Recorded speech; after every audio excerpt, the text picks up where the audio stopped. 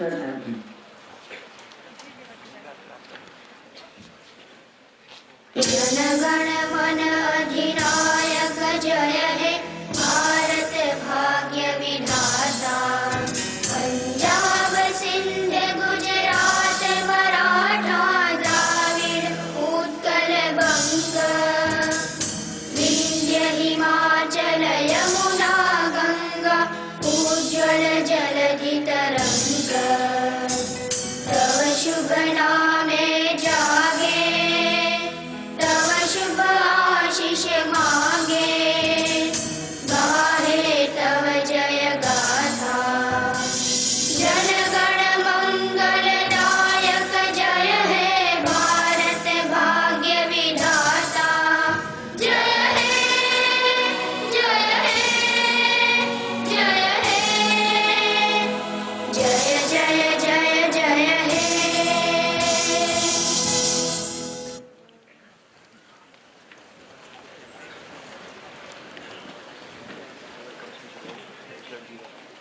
Gaining knowledge is the first step to wisdom. Sharing it is the first step to humanity.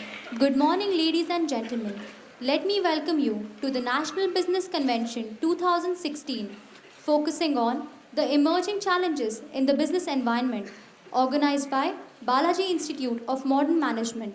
Today, I, Abhishek Handa, And I, Nupur Kaluskar. are proud to be a masters of ceremony. Challenges are what makes life interesting, and overcoming them is what makes life meaningful. Today is the last day of the 3-day National Business Convention 2016. For the past 2 days, we have been interacting with an array of speakers from various segments of the industry. It was a great learning experience for us. Knowledge is the treasure, and experience is the key to it. Today, we are fortunate to have amongst us the key bearers of this treasure chest. May I now request Student Manager Ankita Sharma to deliver the welcome address.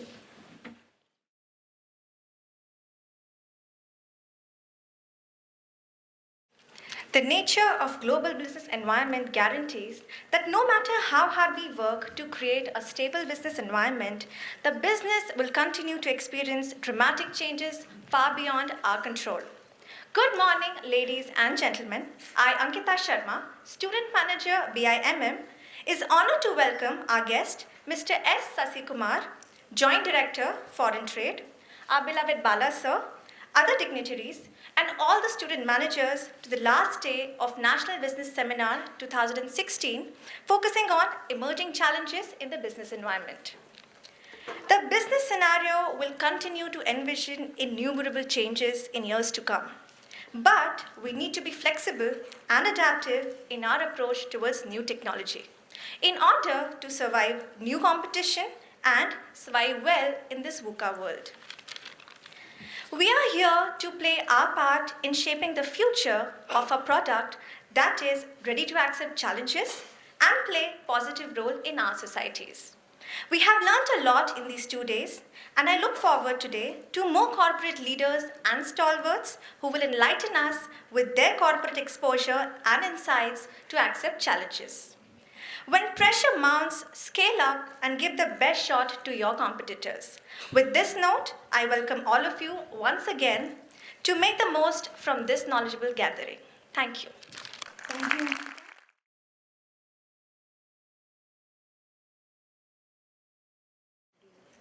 Our esteemed Chief Guest, Mr. Sasikumar, Joint Director General Foreign Trade, Mr. Pramod Sand, VP, SCM Siemens Limited, respected Bala Sir, dignitaries on and off the dais, and student managers, I'm delighted to welcome you all to the third and final day of the National Business Seminar 2016, organized by Balaji Institute of Modern Management. The last 2 days have been days of immense learning. The corporate speakers shared insights on diverse topics. Yes, we are living in interesting times, but the only thing constant is change. The digital disruption has already begun and manifests itself all around us. The world's largest taxi company, Uber, owns no taxis. Most popular media owner, Facebook, creates no content. World's largest movie house, Netflix, owns no cinemas. And the world's most valuable retailer, Alibaba, has no inventory. According to Oxford Martin School study, 47% of jobs in the US are at risk of being automated using artificial intelligence. There is need to move urgently from a discussion about protecting the jobs of today to creating the jobs of future. Accenture has said that the liquid workforce will be one of the top 5 technology trends for 2016. Liquid workforce is another way of saying people need to retrain in order to stay relevant in the midst of the digital revolution. Friends, I'm sure as the day unfolds today, we will embark on yet another journey to enrich ourselves from the wisdom and experiences of the corporate leaders. Make the most of it.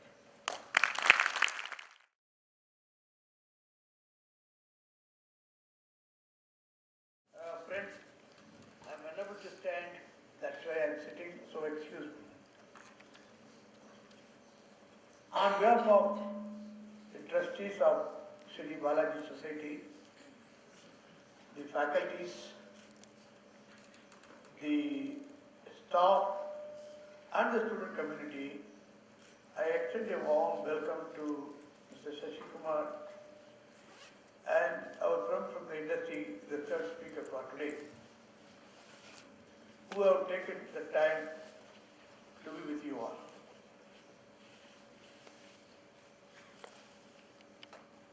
A management institute, or for that matter any college in this country, need to collaborate with the end users. We produce managers for the corporate world, and the corporate world has to guide us, lead us, help us to produce the kind of managerial resources which they would like to utilize. Gone are the days where you have a syllabus and go with it. With the changing technology every minute and changing global scenario every minute, one don't know what to do, and management science has become a total situational science. Taking decision on the spot according to emerging situation has become the need. The world was going through total peace. After Second World War, more or less there was peace everywhere. I think the scenario has changed now. Totally changed. People, old people like me, understand what was there in 1947. Those days people were fighting this war. But it seems that the ancient history is repeating. Ancient history was a war for religion, religious supremacy, capturing land, rivers, wealth. That is how India itself was ruled by many. One East India Company was sufficient to capture whole India. So in this situation we have to function. In this situation we have to bring the prosperity. In this situation we have to take decisions. It is to equip ourselves, we have invited corporate leaders. I have a very special guest, sir, as Joint Director of Foreign Trade. Sir, we are here, the students, it's a mini India. You see students from all over India, all the 30 states we are there. All the state students are here. And everybody, all are graduates, or 50% of them we can see here. Women empowerment, everybody is talking. But Balaji Society for the last 20 years, we have 50% of the seats reserved for women candidates. The fact is, women in the country are superior as far as knowledge is concerned. I can add it here that when we went to the merit list, we saw only the women are on the merit list. Then came the problem, so are we going to run ladies college? Therefore, the prospectus I wrote it saying 50% of the seats are reserved for male candidate. And the students who were preparing the talk, they came to me protesting. Sir, what is this, sir, you are written? हम लोग किधर शक्ल दिखाएगा? I told him, see the merit list for the last 3 years. We have to do something. But since they protested, we went with the other Indians. Reserved for female candidates. That is the situation. Brilliant, sir. You are here. We have an international business institute, Balaji Institute of International Business. We have 60 core students interested in international business only. And recently, this month only, we brought somebody who was a very senior president, import and export, to head this IB section. We need your cooperation, help, sir. All these students will be immensely benefited. Let us come together. Let us help this country to get very well groomed professionals. Thank you very much, sir. Thank you.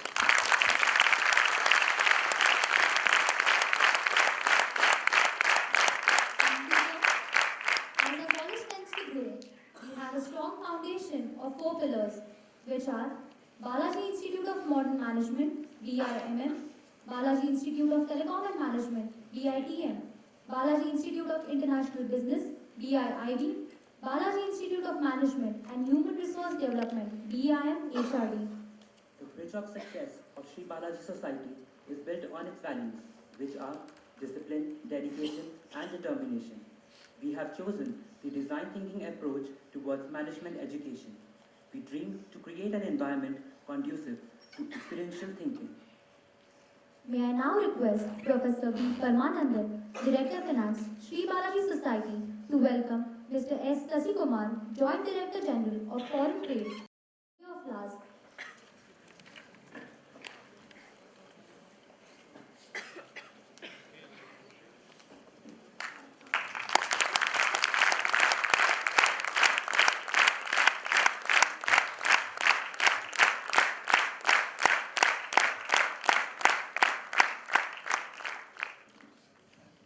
May I now request Dr. Archana Srivastava, Director in charge, Balaji Institute of Modern Management, to welcome Mr. Pramod Sant, Vice President, Supply Chain Management, Siemens Limited, with a bouquet of flowers.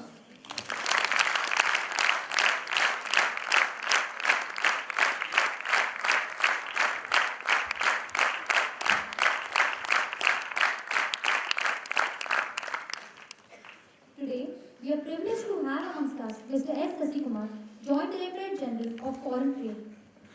An investment in knowledge always pays the best interest.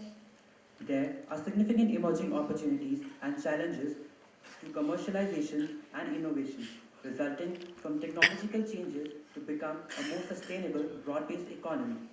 As it is rightly said, it is not the strongest or the most intelligent who will survive, but those who can best manage the change. May I now request Student Manager Yogesh Bharangi to introduce our guest.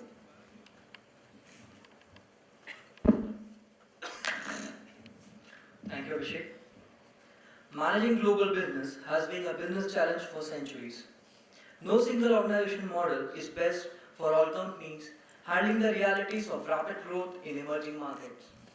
Good morning, ladies and gentlemen, respected dignitaries and dear student managers.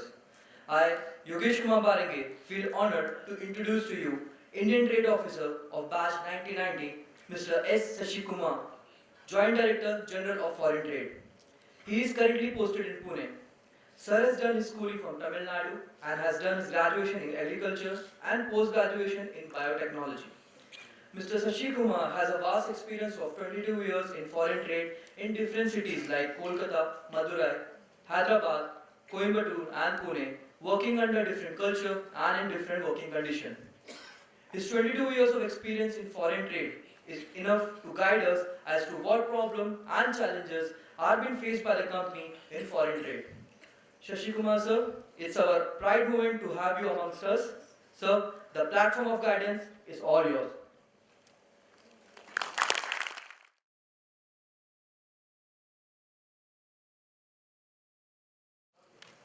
Friends, it's a great pleasure for me to address such a large gathering. younger generation. And one of your student colleagues who escorted me from my home, he said that you have a culture which was rather softly imposed on you by your president, Mr. Bala, that the first year you will stay in college and then later on fan out to a private flat. I asked her, is it because of dearth of accommodation? She said, no, we get acclimatized. So he has played a sort of a mentoring role for you to prepare you right from your education days to see the real world. So now, since you all understand the value of having a mentor, we would like to tell you that the department, that is my department, has recently launched a scheme called the Niryat Bandhu scheme, basically to mentor first generation entrepreneurs entering the field of foreign trade.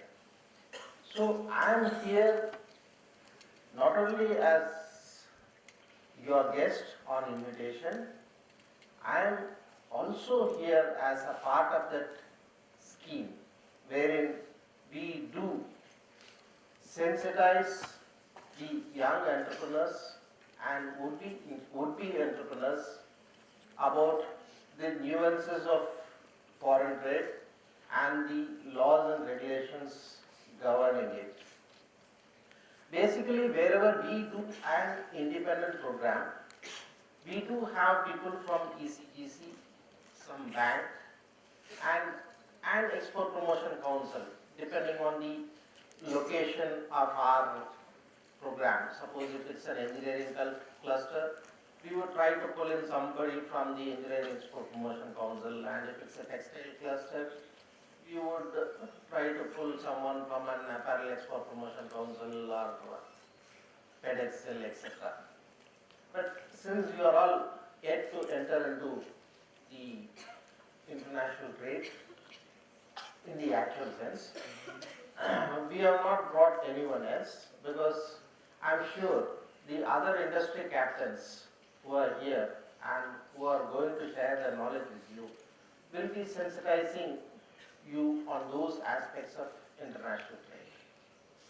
To begin with, let me, since you are interested in the changing global trade scenario, let me dip back a little and trace the origin of my department. I work for a department called as Directorate General of Foreign Trade. It's a part of Ministry of Commerce and Industry. And earlier this was known as Chief Controller of Imports and Exports. Why I am choosing to dip back a little into the past is, all over the last say 70 or 80 years, everyone, including people in industry and trade, have got some sort of a misconception that foreign trade is always a regulated area, and in 1991 those regulations were removed. Actually, this is not the correct fact. In fact, as far as industry is concerned, there was compulsory industrial licensing in India, which was rather removed in 1991.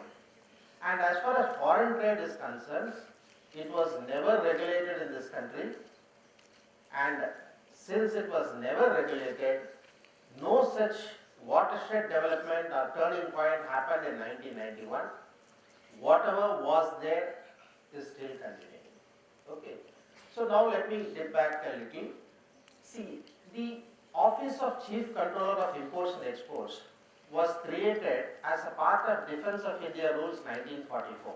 Because before 1944, the British government was not interested in restricting or regulating international trade in India, because India being a colony, they were looking at all colonies as a market for their manufactured goods and a sourcing point for their raw materials. But during World War II, to overcome wartime shortages, as a part of Defense of India Rules 1944, the Organization of Chief Controller of Imports and Exports was created to regulate and sort of restrict international trade to augment war requirements in the region. Like you need uniforms, food and things like that. So it has to be sort of directed to a particular region where there is a shortage. So that is when this department was created. And after independence, since we embraced on a path of command economy, because basically the private sector was in a very, very nascent stage, the government felt that it should put its hand in all areas of life of the people, and international trade being one of the key areas, it decided to continue with the Organization of Chief Controller of Imports and Exports beyond 1947, that is beyond World War II, beyond independence, and hence they promulgated an act called as Import-Export Control Act of 1947. It's called as IMPEX Act of 1947. Now, after this act, see, what was the misconception people had and continue to have? Let me explain. From a very, very layman's level, suppose you want to export an item out of the country, the general misconception was and is that it is different from local business and it is subject to a lot of procedures. So this funda basically is fundamentally wrong, because there is no difference between local business and international business, except for some minor differences, like here you will call it as invoice, your business document you will call it as invoice, and in international trade parlance you will call it as a shipping bill. And similarly, when you import an item into the country, you will call it as an invoice if you are going to domestically procure it, and you will be filing some document called as bill of entry in case you import from overseas. So from the procedural point of view, let me explain to you that there is absolutely no difference between domestic business and international business, and why people got into this sort of misconception is because of widespread use of a jargon called as letter of credit. They thought that any international business would essentially involve bank and opening of a letter of credit. Let me explain to you, in domestic business also you can open letter of credit, you can involve bank, but you did not choose to do it because you are within the reach of your consumer. Suppose you sell a good to somebody known to you, you don't need the intervention of a bank, you can always go and get the money from it. Okay, and later on, see, this letter of credit was the widespread reason for creating a sort of misconception that the procedure is totally different. That you can think of as there is something called as ECGC, Export Credit Guarantee Corporation, which insures your international business. There is nothing that prevents you from insuring your domestic business also. See, it's a sort of a convenience. So, as far as procedure is concerned, there is no difference between domestic and international business. And now coming to the fact that before 1991, if somebody wants to import an item into the country, they have to pay customs duty. Customs duty is called as the tariff barrier. And there was another non-tariff barrier called as import replenishment license. This import replenishment license was given as a percentage of one's export earnings. Suppose you earn 1 lakh through exports, you will be given a piece of paper called as import replenishment license, which you can use it for your own imports, or if you don't have any import requirement, you can sell it in the domestic market. So the idea behind issuing this import replenishment license is, since it is given as a percentage of export earnings, the availability of import replenishment license will always be below the level of exports. So what happens when there is a surge in imports? The premium on import replenishment license is going to go up, and it is going to bring in a sort of a price rationalization effect. The imports are going to become costly.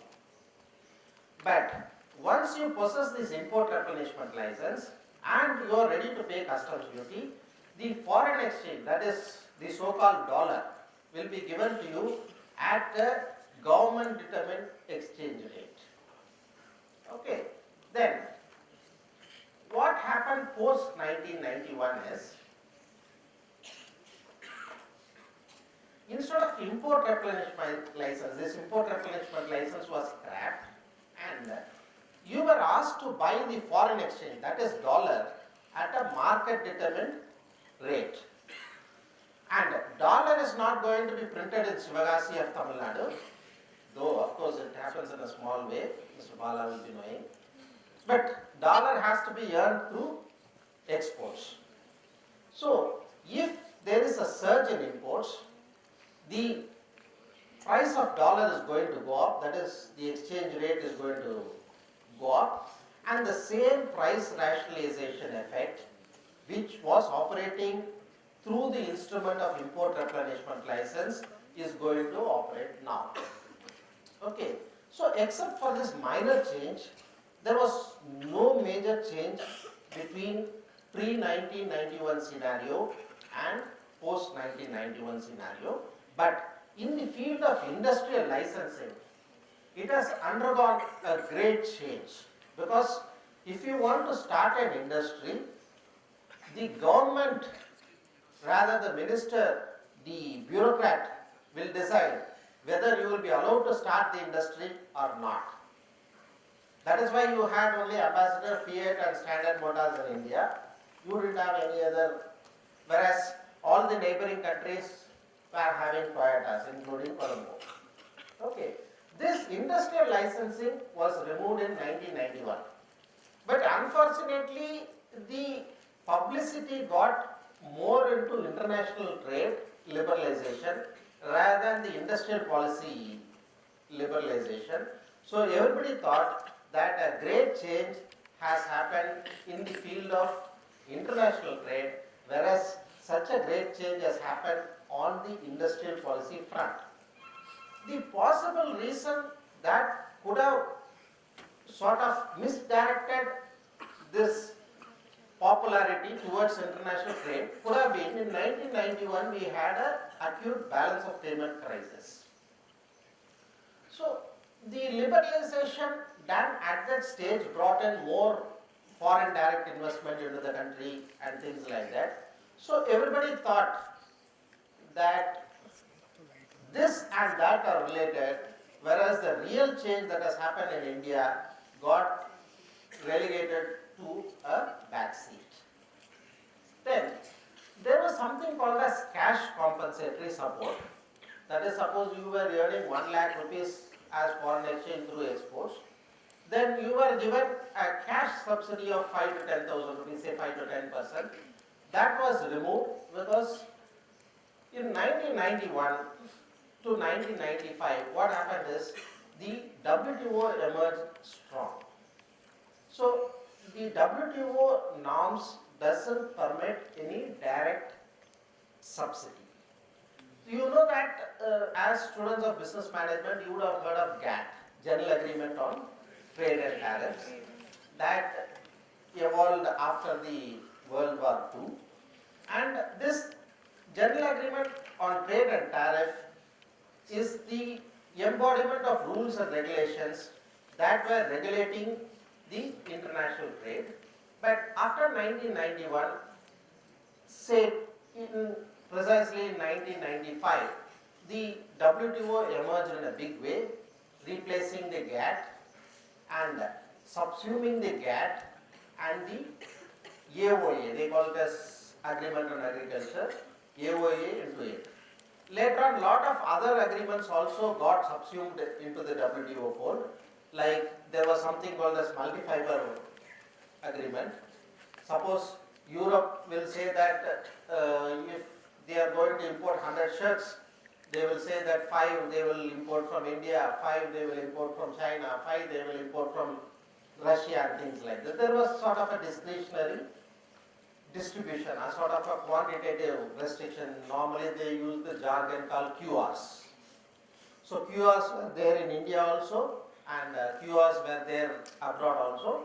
And with the advent of WTO, the so-called QRs vanished. And another small change, but very significant change that happened in 1991 is, there is something called as, first they introduced something called as liberalized exchange rate management system. As I said, that the exchange rate will be determined by the market forces rather than by the government. And they also brought in partial convertibility. Partial convertibility is nothing but, suppose you earned $100 through your business transaction, at what rate that $100 will be converted to Indian rupees was determined by the government. They will say that we will give you only 25 rupees per dollar. And this partial convertibility said that the rate of exchange will be market determined. So if there is a demand for forex, the exchange rate will go up and you will get more Indian rupees against the same dollar. And at that time, the then finance minister and the ex-prime minister of the country, Dr. Manmohan Singh, said that he would be bringing in full account convertibility also.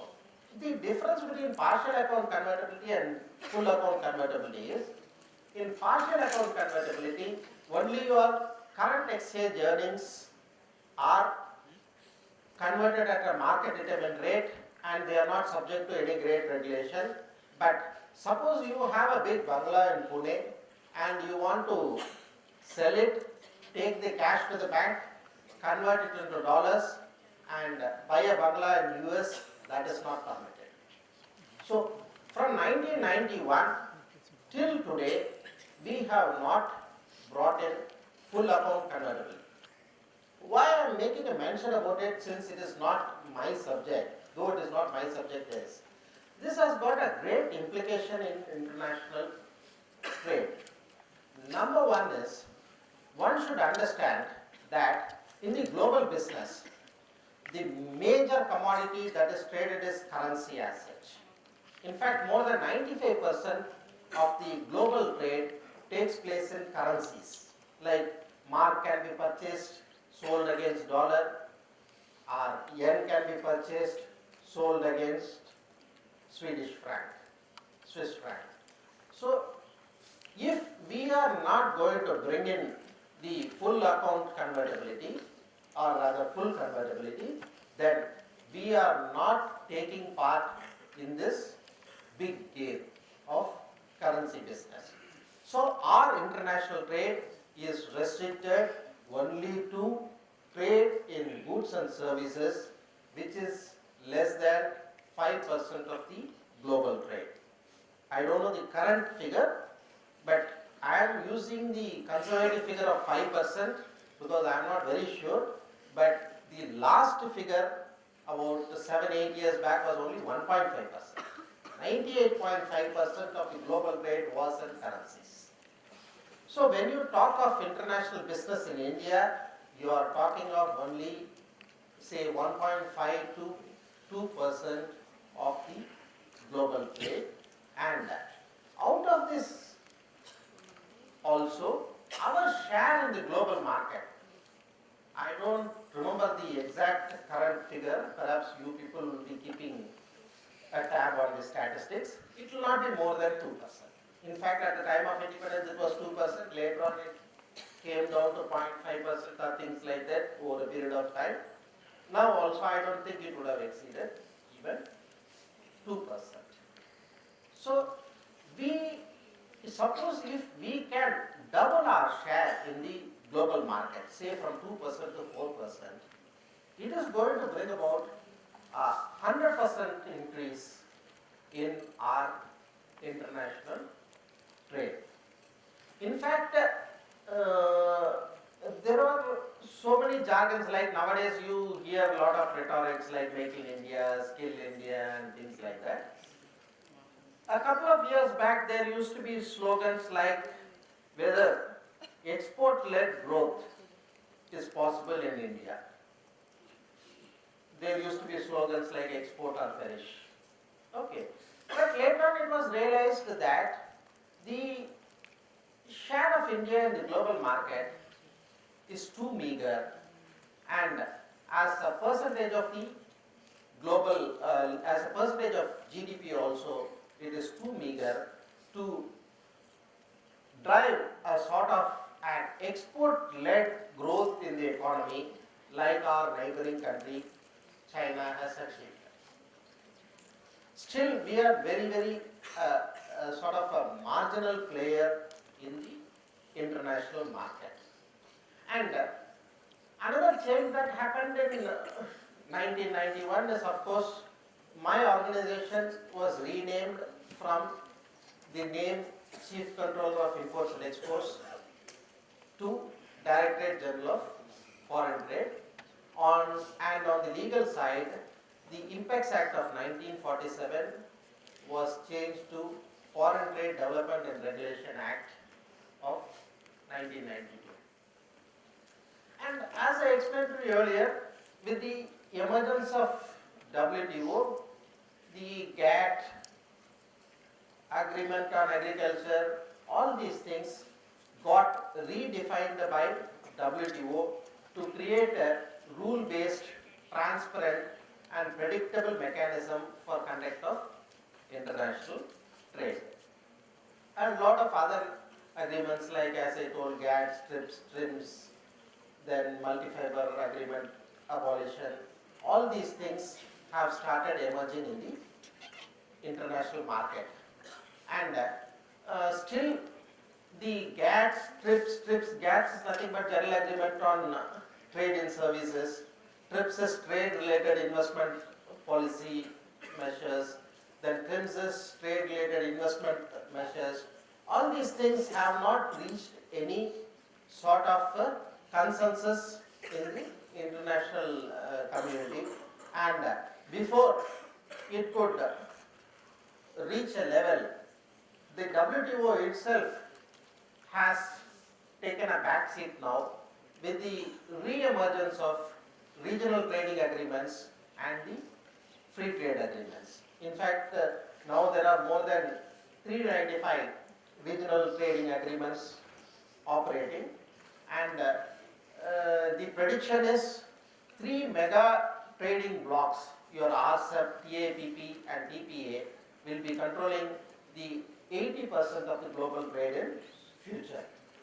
And again, it is not a very good news for India, because India has got invitation only for RCEP, and in TAPP and TPP we are yet to even get an invitation to take part in the negotiations. And other than these things, see, each area in WTO has got lot of pitches. For instance, if you take agriculture, India has got a great potential to become a major agricultural produce exporter in the world. But the agreement on agriculture has not stabilized. The 3 main milestones which the AOA tries to achieve is tarification, that is, whatever control is there, it should be in the form of tariff only, no other conditions should be there. Then there should be no subsidies, and there should be a free market access to the agricultural products. But unfortunately, the developed countries are still subsidizing their agriculture to a very great extent, because there also there are a lot of loopholes, like you have green box, amber box subsidy, red box subsidy and things like that. So you can conveniently shift subsidy from one box to another, the way you name it. But these subsidies will be there.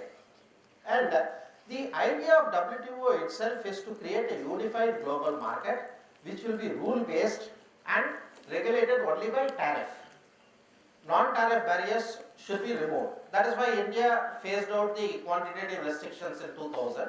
But unfortunately, these are again re-emerging in the form of SP-TBT measures. SP is nothing but sanitary, phytosanitary measures. Anything to do with plant health is called phytosanitary, and anything to do with human health is called sanitary. And TBT is nothing but technical barriers to trade. So these SP-TBT measures are every day coming up in the international market in a new garb. For instance, Japan said that they have liberalized their legal service, but there will be a fine print called Bengoshi which says that you should have studied law in Japanese language. So that is no liberalization, because nobody would have studied law in the Japanese language, no outsider would have studied law in Japanese language, so you can't enter the legal market. But they will say in a big way that we have legalized our legal services area. Similarly, you see, as far as India is concerned, we are more followers of British. So we are more rule-based rather than other countries put together. For instance, now a lot of countries are insisting on drug patent, because earlier we were giving only product patent and process patent was not given by India. That is, suppose you take the common fever tablet, paracetamol or acetaminophen. This drug, normally a drug will be patented for 20 years. So during the 20 years period, you are not supposed to manufacture the drug without license from the original inventor. But India allowed only process patent, in the sense that you can re-engineer the path of production and produce the same drug and market in India. Now, under the pressure from the Committee of Nations, we have also brought in product patent. But we should see that even countries like Germany brought in patent protection only in 1973 or 74. That is after they have reached the comfortable level in the international market. So, by all these rules and regulations, we are more affected than many countries in the world who already have existed as a nation for more than 100 or 200 years, and who have used all these mechanisms to prosper, and then they try to impose restrictions on other developing countries. Like you take the nuclear, there is an agreement, nuclear non-proliferation treaty. What does it say? It says that we will not bother about vertical proliferation. A fellow having nuclear arm, from 1 kg he can produce even 1 billion kg. There is no restriction. But we will restrict horizontal proliferation. No new fellow should manufacture a nuclear bomb. That is, they are trying to dovetail their rules to suit the needs of the developed nations. So we have to have a specialized knowledge in how to negotiate international agreements, because that is an area where this country lags behind. I can tell you a small example that when we allowed car manufacturing plants into the country, like Ford or Hyundai, all these plants when we allowed, normally a car manufacturing plant goes in for a phased manufacturing program. That is, they will first import completely built units, full cars, they will sell it in the domestic market, penetrate the market, then they will go in for SKD condition, then they will go for CKD condition, and only then they will progressively localize the manufacturing of the components. So what India said is, anybody setting up a car plant in India, we said that we will allow them, normally the duty rate on a completely built unit is lesser than the duty rate on components. Suppose you want to import a car as such, it will be somewhere around 100% and the components will be at 35% duty. We said that for all these car plants, even for completely built units, we will allow component rate of duty. And to offset this, over a period of time, these car plants have to export a certain quantum of cars to utilize the foreign exchange outflow. Basically, For this, they have to enter into a memorandum of understanding with my department, Director General of Foreign Trade, and we were supposed to monitor whether they are meeting the obligation.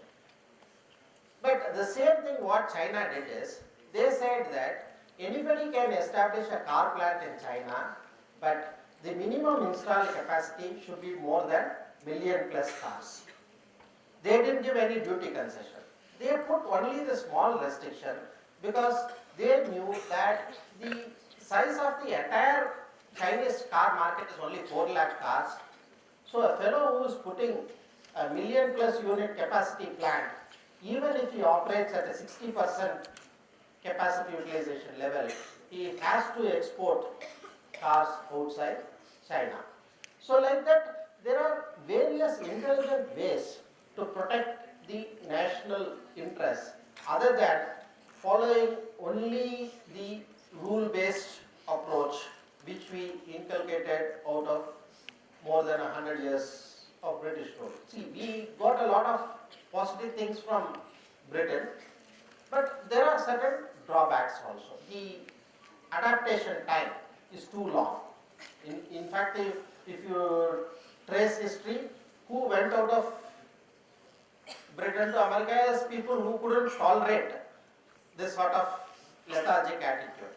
Those people only migrated to US. Now in the Brexit Remain poll also, if you see, all oldies have voted for Brexit. All youngsters remain for Remain. So basically, so having seen the British rule for a pretty long time, our adaptability or the lead time to adapt to changes or the changing international scenario is very, very long. And in my department, what happened is, in 1991, when they embarked the path of liberalization, they decided there is no need for the existence of my department itself. They decided to wind it up. And they stopped the recruitment into the candidates into Indian Trade Service. And only in 2005 they realized, when they started interacting with the teams from other countries, for trading agreements, regional trading agreements, they realized the vacuum. And again, after 2005, they started recruiting in a very big way. So that means 14 years we were sleeping. And I had a small stint in Department of Commerce in Delhi in 2012. At that time, I was a part of the team that negotiated a possible agreement between India and Chile. Chile is a Latin American country. And they were asking for market penetration and reduction in duty only for 3 commodities: green apple and some chemical and one more item I don't exactly remember. Because if you take their economy, they will have significant global position in these 3 commodities. Whereas in India, even if we ask concession for 1,000 tariff lines, they will jolly well give it, because what we ultimately export to Latin America will be only 2-wheelers and nothing else. And their duty rate is already only around 5 to 7%. So if they give 20% concession, it is not going to matter much for them. Whereas our duty rate is somewhere around 20%. So if we get 20%, give 20% concession, we are going to give them 4% concession. So you will know both the potential, the regulations governing it, and the future trends. So this, there is a link given in our DGFT site also for this Indian Trade Portal. So if someone is really interested in entering into international business, now, as I said, there is no change that has happened in a big way as far as procedures are concerned, but it has become simple through the advent of this Indian Trade Portal. So you need not go to any government department to find out what are the regulations, because Health Ministry will be having some regulation, your quarantine, plant quarantine, agriculture, all these issues will be there. everything has been made into a sort of a single compendium, and the good part is the FAO is updating it also. So you will get information which is current. And with this sort of, you would call sort of a lengthy speech. With this, I would call it a short speech rather. I wish you the very best in your careers in all kinds of jobs. Thank you.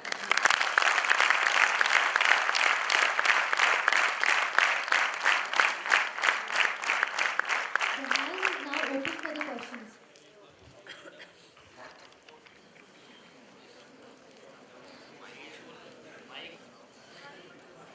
Good morning, sir. Yeah. So suppose if I have an organic jaggery plant in South Maharashtra with biocoal as byproduct, and I want to export these products to Europe. How is Government of India and Niryat Bandhu scheme going to help a young entrepreneur like me? See, Niryat Bandhu scheme just gives you an outline of the procedures. Okay. Number two, as far as Government of India is concerned, we have three major schemes. Okay. It is, since it is put in a chapter, put chapter wise in the foreign trade policy, they call it as chapter 3 scheme, chapter 4 scheme, chapter 3 scheme. Okay. Chapter 3 is nothing but you will be given a particular percentage of export earnings. Okay. In the form of a paper called as Merchandise Export Incentive Script. Okay. It's called MEIS. And similarly, you do service, it's called Service Export Incentive Script. The nomenclature keeps changing, but these scripts are nothing but, suppose you earn 100 rupees in foreign exchange, and there will be a table. If your product is there in that table, and if it says 5% will be given, you will be given a paper called as Merchandise Export Script, for 100 rupees it will be stating 5 rupees. This 5 rupees you can use it for payment of your custom duty. Suppose you want to import something, your custom duty comes to 100 rupees, you can pay 95 rupees in cash and 5 rupees to MEIS. And suppose you don't have any import requirement, you can sell this MEIS in the market. You will get 5 plus rupees because there is a VAT advantage in Maharashtra. So the premium on this MEIS is around 1 or 2 or 1 or 3%. So you will get somewhere around 5 rupees 10 paise, which is one benefit. This they call it as chapter 3 benefit. And there are certain minor schemes also, like if you have more than 3 million dollar earnings in the last 3-4 years, we give you a certificate called a status certificate, star exporter, 1 star, 2 star, like that. So that you can use it in the international market to show your credits. Okay. And other than these two, there is something called as chapter 4 scheme. Chapter 4 is called duty exemption scheme. Suppose you want to import some raw material for your export production. Take a simple case of a shirt. If you want to export shirt, if you want to import fabric from the international market, then you can take a paper called as advance authorization, which will allow you to import fabric duty free, and within a period of 18 months, you have to export the shirt. In that, you can use the imported fabric or you can use domestic fabric also. There is no part. Suppose you don't import fabric, then Customs Department operates a scheme called as drawback scheme. There will be a drawback rate. Suppose shirt will have a drawback rate of say 5 or 6%. So straight away you will get 6 rupees cash into your account. And the other scheme is called Chapter 5 scheme. It's called Export Promotion Capital Goods scheme. Suppose you want to import a loom for manufacturing fabric for this shirt. Then you can import that loom free of duty under this EPCG scheme. And suppose the loom costs 100 rupees. You are saving a duty of say 20 or 22 rupees. You have to export around goods worth at least 122 rupees over a period of 6 years. these three schemes we operate. Basically, all these schemes are to neutralize the local tax incidences.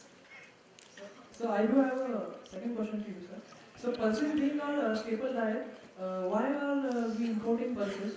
Why aren't India is not self-sufficient to produce it and to satisfy our needs? No, we are not producing it sufficient, that's all. So it's being our staple diet. It's being our See, basically, as I said, we have failed in so many areas. Like any country has to cross two stages of development before it reaches the final stage. First stage is food availability stage.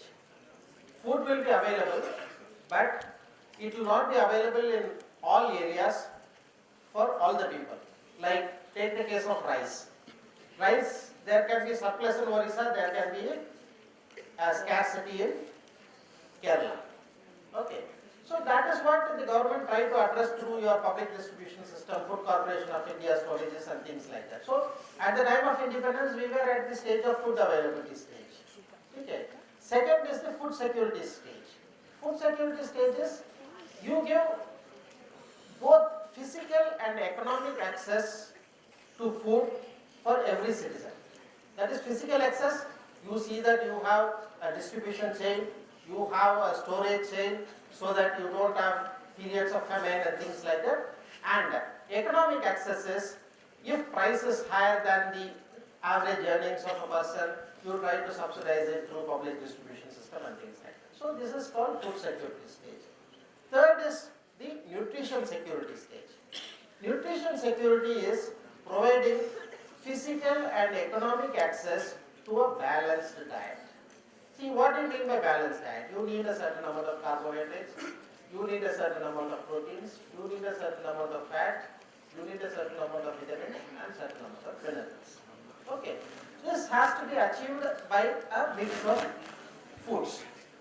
See, if you take protein requirement, the dietary recommendation is 1 gram per kg body weight. Suppose you are 60 kg, you have to take 60 grams of protein. What is the average protein content in rice? It's around 6%. Okay.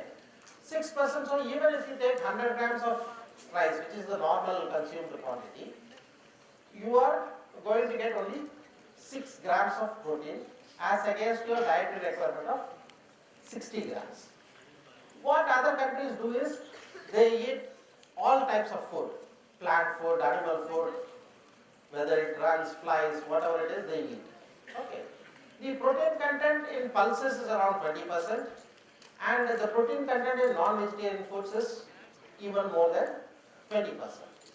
So India being predominantly a vegetarian population, your pulse requirement is very high, pulse requirement, because most of your protein requirement has to be met through pulses only. But in India, we have lot of schemes like offering minimum support price to food grains like rice, wheat and things like that. Whatever may be the market price, if it falls below the market price, the government will intervene and purchase it at a particular price. This is all food security measures. This sort of food security measure was not given to pulses. Because we have never thought of that third stage, nutrition security. We have never thought of, we are still in food security stage. We have not moved to the level of nutrition security stage. So we have not given this minimum support price, etc. to pulses. As a result, the farmers have generally stopped cultivating pulses. Pulses, as an agriculture graduate, I know that it needs less water and it is also a short duration crop of say 60 to 100 days. But since remuneration is not there, the farmers have generally stayed away from production of pulses. See, many things in the society happens out of the importance the society attaches. For instance, in Switzerland, I am told that they attach a great level of dignity and importance to a teacher. So the education grows. In India, I was listening to the speech of one former vice chancellor of an university in Coimbatore. His name was G.R. Damodaran. He was narrating an incident that when he first became an engineer and joined as assistant engineer in PWD, his father in village used to say that my father is an assistant engineer in Coimbatore. Then later when he resigned and joined as a town planning officer, he was little cut up, but still he will say that my son is an officer in Coimbatore. But when he resigned and joined as a lecturer in PSG college, he stopped saying his profession. He will say that my son is in Coimbatore. So that means you don't attach value to a teacher in the society. You don't attach value to a scientist in the society. And you don't attach value to a farmer in the society. Okay.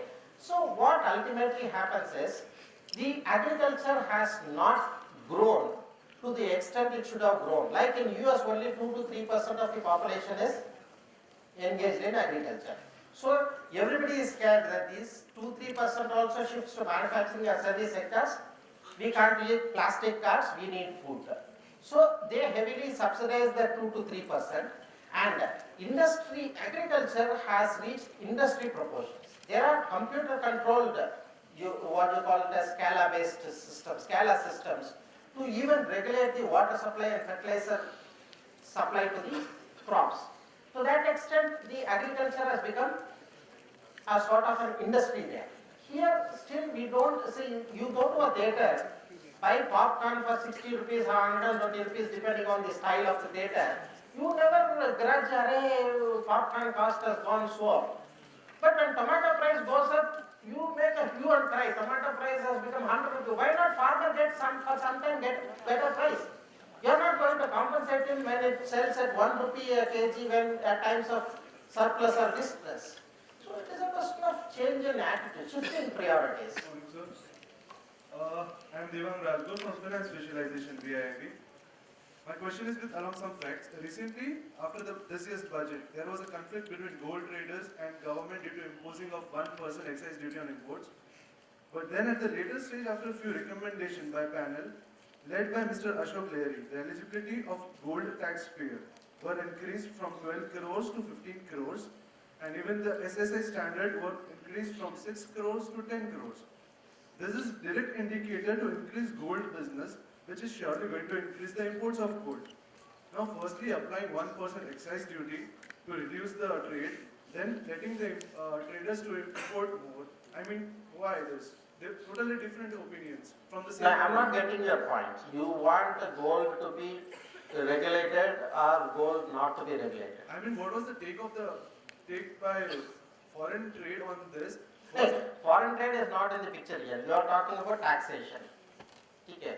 Foreign trade comes into the picture in one sense that gold import is regulated. Everybody cannot import gold. It is only through nominated agencies, which are banks and MMTCs and units in special economic zones. And one or two companies like Tanishka, somebody has been given license to import gold. And as far as why this regulation, import of gold is regulated is, it is not because of any DGFT policy, it is because of RBI concerns on increased Hawala operations. That is why it is being regulated. See, you have to understand that if you take the quantum of exports, number one position will be US. And US, if you take except software, the others will be some fashion garments, leather jackets, and some fashion garments. Next is Europe. You know which is the third major trading partner? It is United Arab Emirates. This entire United Arab Emirates, nobody knows whether they are real exports or they are a part of a Hawala center. Because I remember one fellow came to me in Coimbatore. He said that he is an exporter from Surat. On a single day, he exported crores worth of printed fabrics. Saris is called printed fabrics. Polyester printed fabrics to Dubai. And he opened a proprietary concern in Coimbatore and came to me for issue of incentive for that. I said, I am not going to give it. You wait till I get shifted out of this place. Some fellow will come and give it, don't bother. Wait till then. But that fellow was jumping from top to bottom. He went to my headquarters, he went to Chennai High Court and things like that. Okay. Because I know that even in India nobody wears polyester sarees now. Who in Dubai is going to wear polyester saree? So all these are nothing but the conduits of Hawala channel. Then I asked the bank, he has realized to say somewhere around the crores of rupees. All exports are through Jawahar Navaseva. See, he is located in Surat. Exports through Jawahar Navaseva. Opens a business concern in Coimbatore. And he wants to take the benefit from Coimbatore. Okay, logistics doesn't explain. Okay. So I refused to give. And I asked the bank about the money trail. The bank said all the realized proceeds were withdrawn on a single day in a customer initiated transaction without stating the purpose. Suppose he has procured the printed fabrics from some mill. A part of the proceeds at least he would have given through the banking channel to that mill. If he has withdrawn it by cash, it shows that the possibility of that being a Hawala transaction is very high. So he went to my headquarters, started making complaints that this fellow is sitting on my file. As per law, he is supposed to give it within 3 days, whereas he is sitting for the past 3 months, past 3 years and things like that. I never bothered you. Create whatever noise you want to create, I will bother. Then he went to High Court of Chennai, saying that as per law, he has to do this, do that, do that. I filed a counter in Chennai High Court, saying that, see, this is a case where I don't have definite evidence as to whether it is a Hawala export or a Hawala operation. But from certain anecdotal evidences, I feel that it could be a possible Hawala operation, and it requires a full-scale investigation either by some investigating agency like DRA or CBI to establish whether it is a genuine transaction or a Hawala transaction. And I said that, however, if the Honorable High Court directs me to issue, I will issue it within a few hours. Once I shifted the responsibility to the High Court, that case never came up for hearing. You know our judicial system. With Salman Khan, it will come in 2 hours. If it is others, it will remain there for 20 years also. Okay. So nothing happened. And in 2012, when I got transferred, within 15 days that was issued. That is what I told. That you wait till I get shifted out of this place. Somebody will give it. Why are you worried? Because as far as India is concerned, we have a very weak law enforcement mechanism. I was seeing a program, that Walk the Talk program or something that comes in TV, NDTV or something. He was interviewing the Uber fellow. Some foreigner was interviewing. The Uber fellow was saying that when he is trying to establish business, he has to understand the laws and regulations of each country. Like in Germany, he says, he has not been able to operate his Uber because the law says that if the taxi drops me in VIMM, he cannot pick up another customer from VIMM. He has to go back to the shed, empty. And from there only he can pick up another customer. So this particular law is not allowing Uber to operate in Germany. But he says that my executives told, as far as India and China is concerned, you need not bother about laws. Laws may be there, but whatever you want to do, you can do, because I was told that there is a jugaad around each law. So taxation in India is also like that. See, for instance, less than 1% of the population pays, they call it as high net worth individuals. All that you need is extrapolate the number of 1 crore plus flats sold in the Indian market, 1 crore plus cars sold in the Indian market. You will understand easily the level of gap. So the gold trade as of now is not regulated. For instance, in Tamil Nadu, it has a VAT of 1%.